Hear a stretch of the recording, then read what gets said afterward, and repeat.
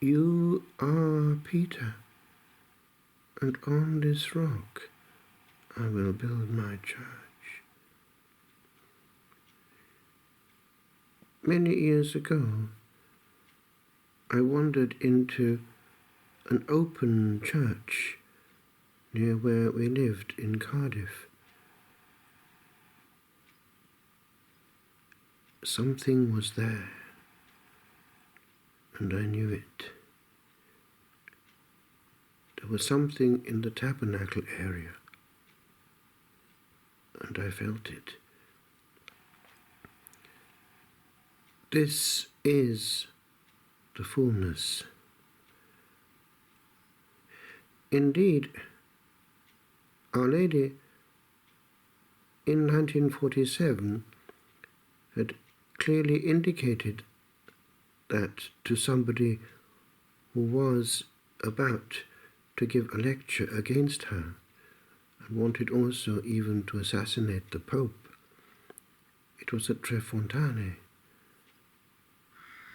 the very place where the head of the Apostle Paul had bounced 3 times and from which 3 fountains, Trefontane, had sprung up.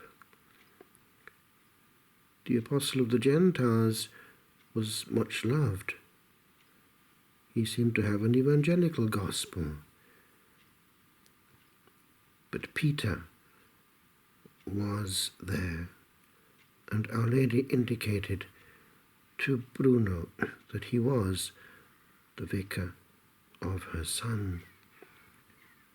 Pius XII, therefore, had to be told of this intervention, and he was shown the dagger with "Death to the Pope" on it.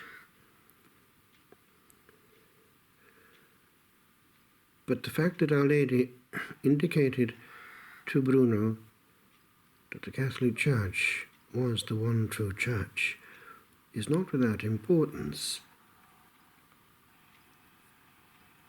We need to have a certain serenity in the possession of the unchanging truth.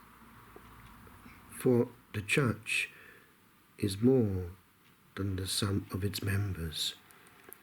And that power which I intuited at the age of 13 in the open, quiet Catholic Church in our estate in Cardiff was something which wasn't noisy.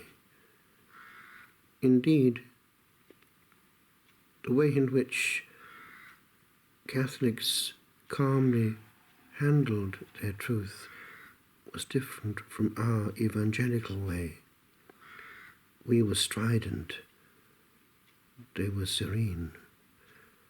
And when, a couple of years later, I was being instructed by the good Benedictines in Cardiff, I saw the difference. Truth is calm. And in our discussions within the Church, we need to bear that in mind. We have a choice. We can defend the Church by all our being, including our charity and peace and the healing grace that might come through us, or we too can become strident and participate without realizing it in the terrible sin of murmuring and also division. The Lord knew the future, and he prayed that they would be all one. And the kind of unity that he was talking about was Trinitarian, and therefore the mystical body has a union of its own, well able to defend itself. Let us not lose the privilege of peacefully possessing the truth, which will carry on victoriously, even should we not shout about it.